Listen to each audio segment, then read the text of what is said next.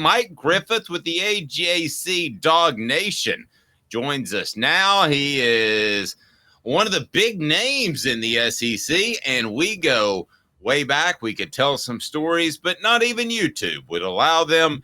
Mike, how are you, sir? Doing well, Dave. Thanks, man. Hey, I appreciate you having us on, or appreciate you coming on. This is a Tennessee-Georgia game that certainly appears to be one-sided, but Vegas says 9.5 or 10, and you're kind of making a face there. Maybe not as much as on the periphery. You know, you look at games and how the ball bounces, and you say, if these two teams played this game 10 times in Neyland Stadium, how many times would Tennessee win? I'd say 2 or 3. And Fair. It's a matchup game, right? Football is such a matchup game, and how do you match up with that team? For example, the Missouri game to me was just like a strength on strength, and Missouri was the team that was stronger in the trenches than Tennessee was last week. But then you go back a few weeks ago, and Tennessee's beaten Alabama handily, not a fluke.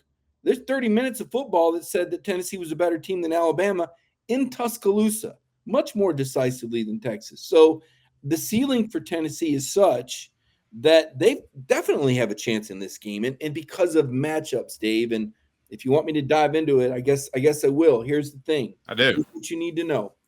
Georgia has given up an opening drive touchdown in 4 consecutive games. The last 4, including Vanderbilt, the last 4 teams that have played Georgia have scored early. Well, why is that important? Well, because Tennessee's not a real come-from-behind team. We know that. We know that once Tennessee's down 11 under Josh, they've never come back and won. We know that they're 1-10 when they trail at halftime. We know that. We know that Georgia has trailed in 6 of 7 SEC games. That's the recipe for Tennessee, to score that opening drive touchdown, to get that lead, to get 100,000 behind them. And then here's the real telltale stat. Josh Heupel teams at Tennessee are 31-3 when they win the turnover margin battle. Okay, Georgia's played 2 SEC road games this year, at Auburn, at Vanderbilt, lost the turnover battle in both games. So could it happen? Yes. I'm not sitting here predicting it. Georgia's got a lot of momentum. They just played their best game of the season against Ole Miss. Tennessee coming off their toughest game. But being in Knoxville this week, Dave, honestly, and listening to those guys talk, they're hurt. They're upset by what they're hearing from the fans. They're saying they're quitters. They're saying that they're not any good. They have a chance in one fell swoop for redemption on Saturday against the number 1 team in the country.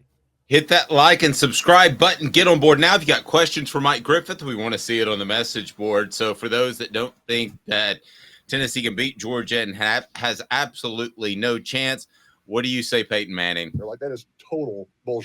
Okay, go ahead, Caleb. I'm sorry. So Mike, I just knew that would make Mike laugh.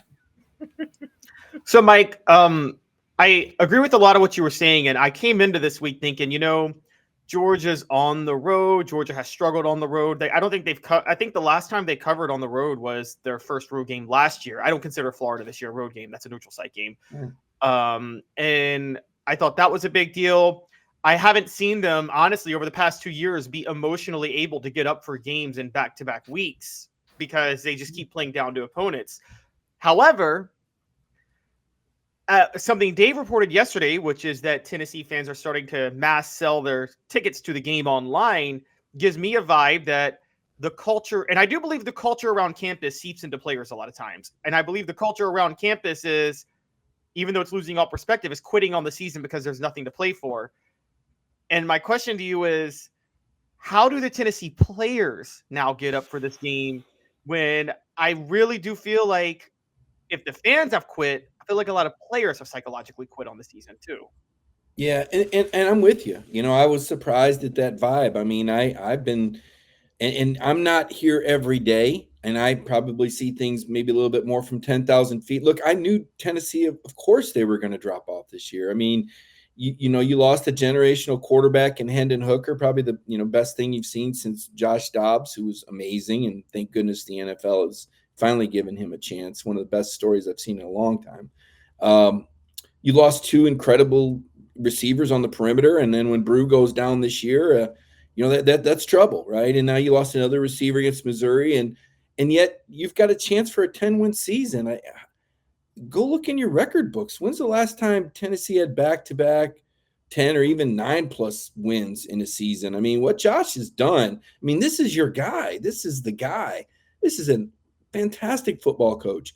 You know, everybody thought that Tennessee was this gadget, throw it around the stadium. That's the only way they can win.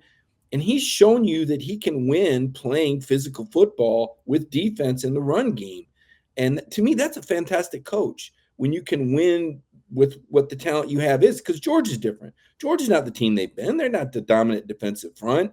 They're not the run first. They're throwing it all over the place because that's what talent dictates.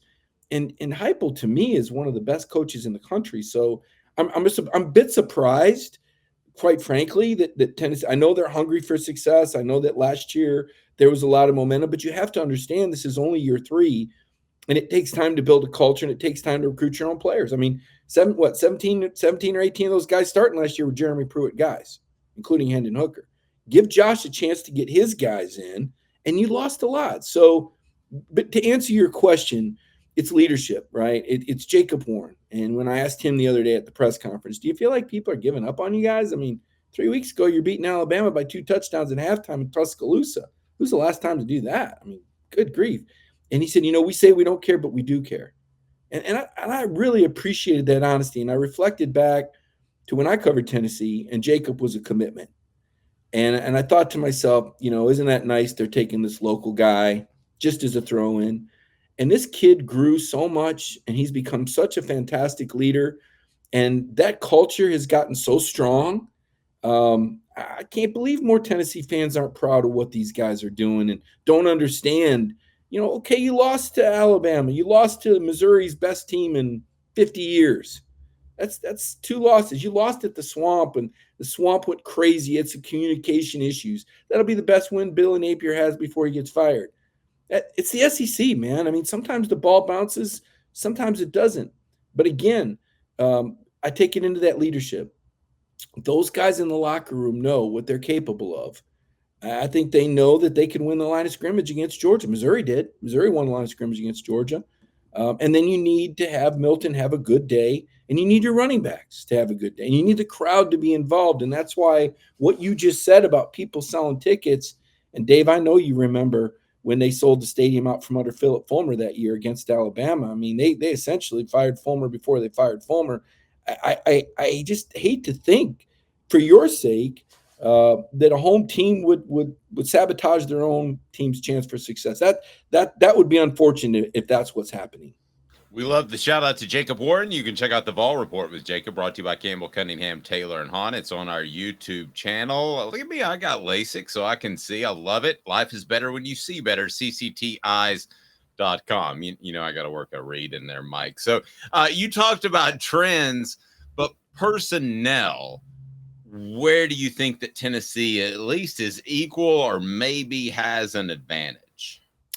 I think Tennessee has a better backfield. Kendall Milton had a nice breakout performance for over 100 yards last week, but he hasn't been as dynamic. He's had injuries that have slowed him down. If you get that version of Kendall Milton, then Georgia could run away, because if they get the running game going, then they're firing on all cylinders, and they're going to be really tough for anybody to beat. So we'll see what Kendall does. Dejon Edwards has been very steady, strong runner, but I don't necessarily think a home run hitter.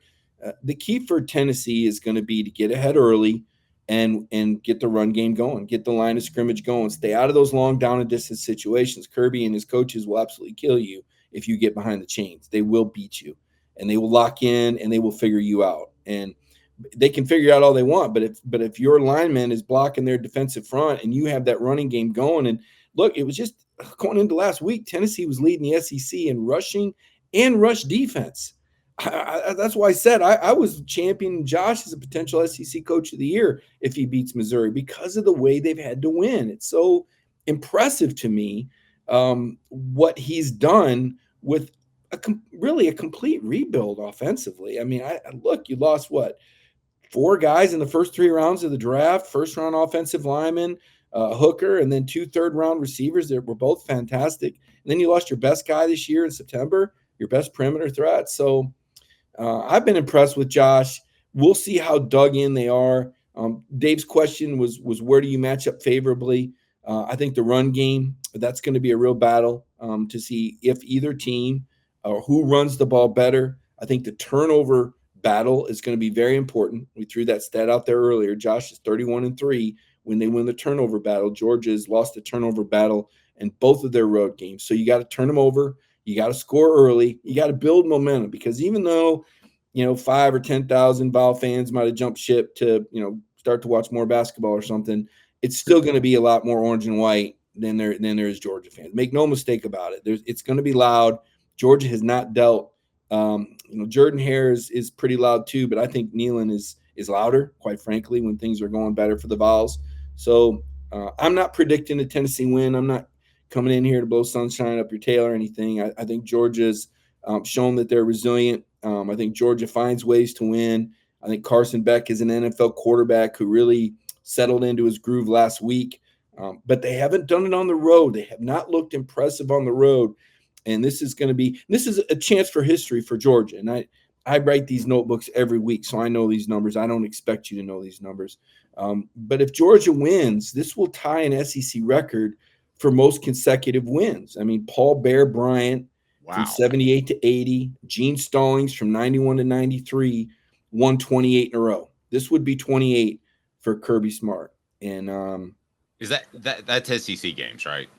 No, that's SEC teams. Okay, SEC. Okay, gotcha. Teams and their win streaks. And we qualify that because, let's face it, the Big 12 and the Pac-12, it's apples to oranges in terms of the schedule that you face week in and week out.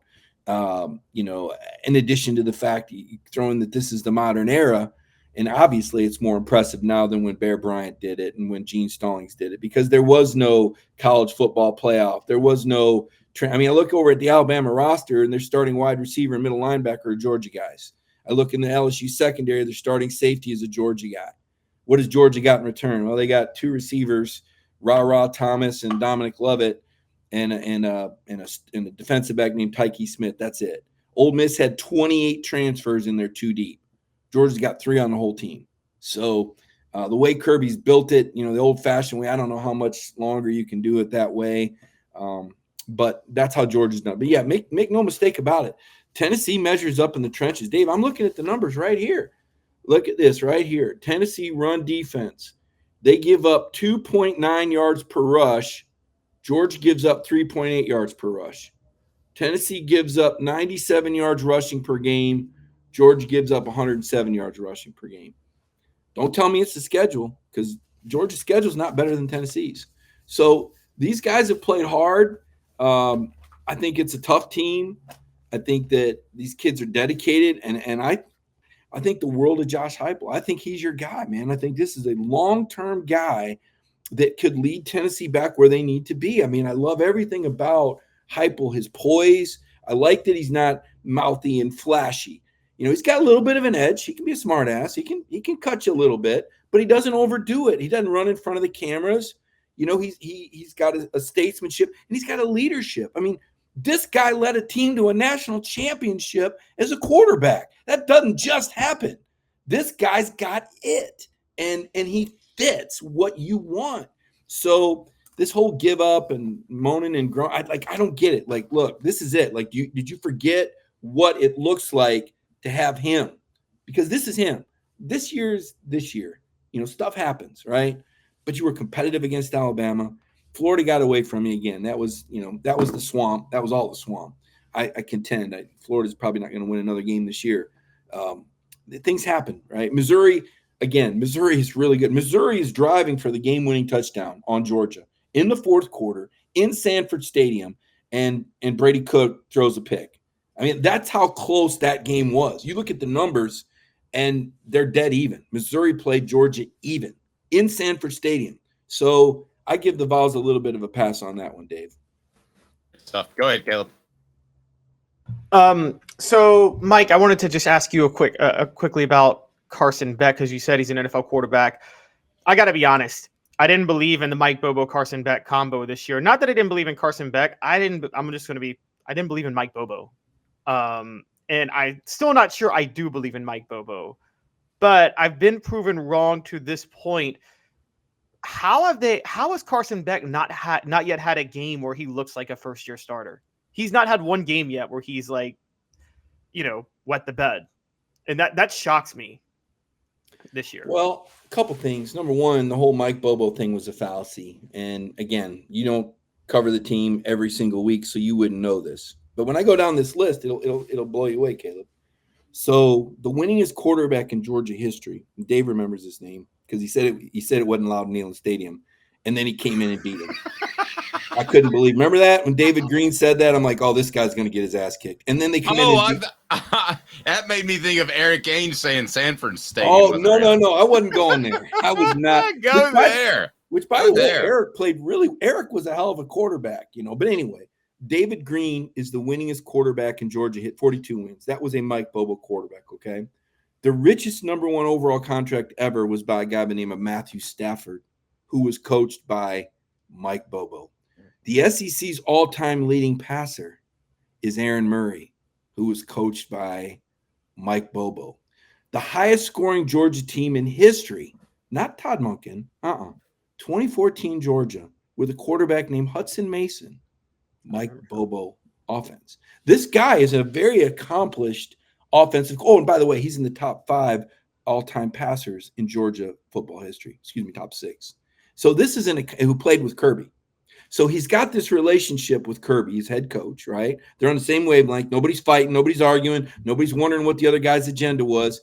Like Butch Jones, every week he had to wonder which assistant coach was selling him out and telling the team something other than, these guys are all unified. They played together, Muschamp, both. So that's a big part of what Georgia is that continuity at the top. Fulmer had that. He had that loyalty with Chavis and Cutcliffe when they had it rolling, right? Good programs have that at the top. Josh has that as well, by the way. So Bobo fits with Kirby. He's got the trust. Bobo is an accomplished quarterbacks coach, an accomplished offense. So why did everybody complain about why do you hear so much? Well, who do you hear it from? What experts are really saying that? How many people, other than, the latest blogger from their basement, really know anything about football that were critical of Mike? It was fan frustration. The same people that said, how did they not give Kamara the ball more? You see this guy, Josh Dobbs? He was that good back in 2016 too, okay? People that don't examine, that just grasp at the obvious, the lowest hanging fruit.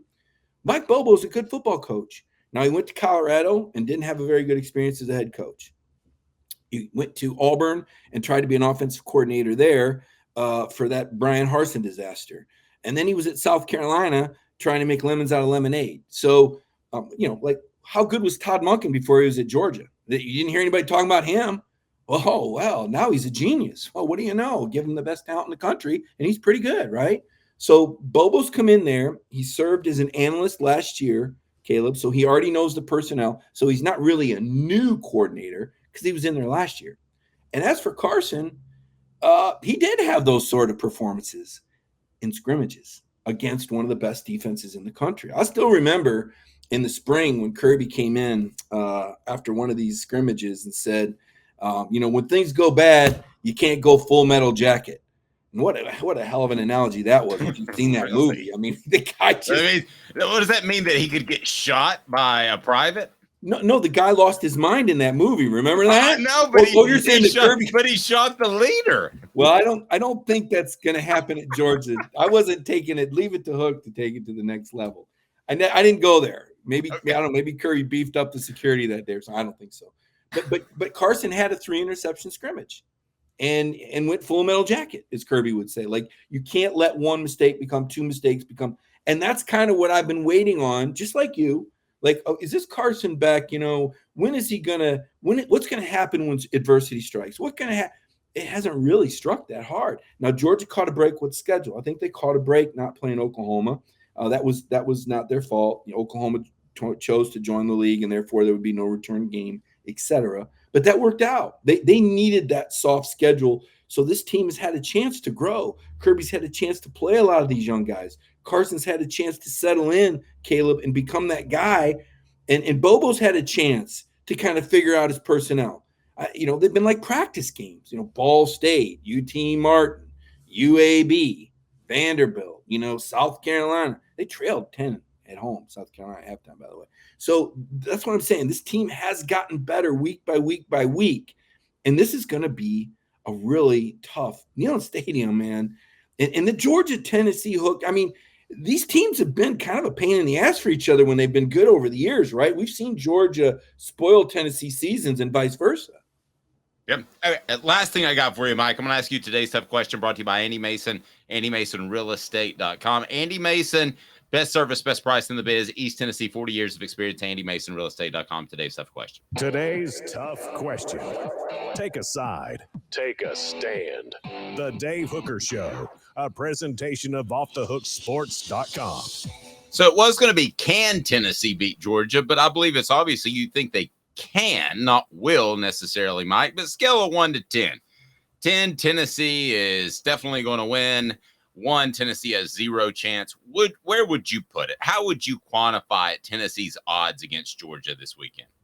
Well, they're what, a 10-point underdog at home, right? I think Caleb said Georgia hasn't covered. I don't know, 2.5.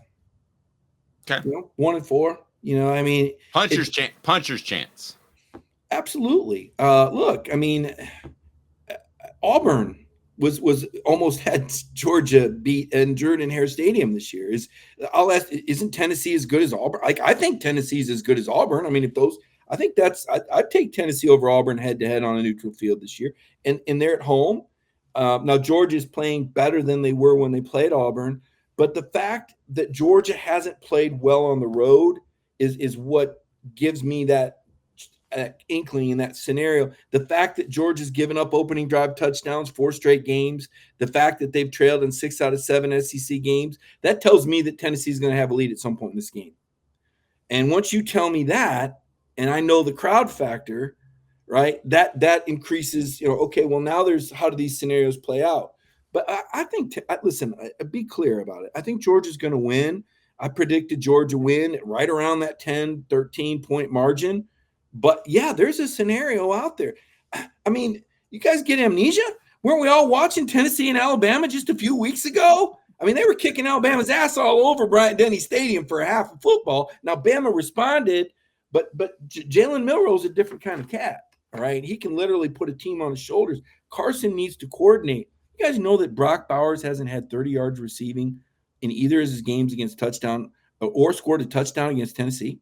They've done a better job against – and I asked the linebackers coach about it, and he's like, no, we didn't say that. We didn't say that. But the fact is, I mean, this is a good coaching staff, and it's a hungry team. And Georgia knows. Tate Ratledge said this is going to be the most physical team they play, and they know that in the trenches. And that's – those guys, those big uglies, they don't care what you're saying. They're going out there to get theirs. And one more thing, Caleb, you say there's nothing to play for. A lot of these guys are seniors. And a lot of NFL teams are going to want to see what they do against other NFL types. This is a very important audition tape for a lot of these Tennessee players that want to play in the NFL, because they're going to be watching to see how they measure up with first-rounder Amarius Mims at right tackle and third-rounder Tate Ratledge and NFL arm Carson Beck and NFL second- or third-rounder Ladd McConkey and how they outrun some of the, so this is a very important game on many fronts in addition to just that pride. These guys want to show the Tennessee fans they're not quitters. They're not losers. Jacob Warren, kind of let us know that they do have something to prove, and they do care what fans think. So I think you're going to see a prideful performance. I think Tennessee's going to put up a fight. I think Georgia's the better team and should prevail. But I've been doing this 30 years, and I've seen bigger upsets. Mike, great stuff. How do we follow your work, sir? Thank you, Dave. You can follow me on Twitter at Mike Griffith 32. Or our website, which is dognation.com. Really appreciate your show, and thanks for having me on. Look forward to being in Neyland Stadium Saturday. We appreciate it. We should do a story. We should do a podcast of war stories sometime. We've got a few. There might be a Coyote Ugly story in there. Mike, with players that showed up. I can say it now. Mike and I were in a Coyote Ugly, the bar where the girls dance up on there, not to hurt your reputation nor mine. And then, I don't know, 6 defensive backs show up, I think, and Tennessee defensive backs before the Cotton Bowl. Mike, the funniest part is Mike texted their coach and said, just want to let you know that these players are in here, and I might use that to my benefit. Mike, great. Those are stories. Great. And it's been downhill ever since for the program, Dave.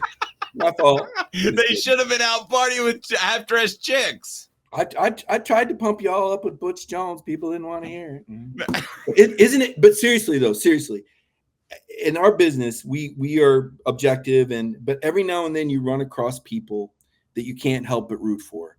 And I am just so happy to watch Josh Dobbs do the things that this is one of the best human beings I have ever run across in life. When things got bad for Tennessee and for his head coach, this guy, away from camera, away from quotes, most of you don't really know what these guys are really like. This is one of the best human beings on the planet. This is one of the best stories I've seen in the NFL ever, to see a guy who's gone through 6 teams, that never had his chance, that stayed persistent, that stayed resilient, and to watch what he's doing right now. I expect to see some golden lab catch a touchdown from him in the Super Bowl or something. This is such a fantastic story for football, for Josh Dobbs, and the way he represents your school. He's just an incredible young man. So I'm thrilled to see Josh have all this success. He was wonderful to deal with in person. I've stayed in touch with him over the years. He's never wavered. He's never gotten better. He's never gotten ugly. He's never called anybody out. And I'm just so excited that Tennessee has a guy like this, an ambassador like this, doing what he's doing. So I'm a fan of Josh Dobbs right now. So I want to share that with you. My great stuff, buddy. We appreciate it. Have a safe trip. Thanks, guys.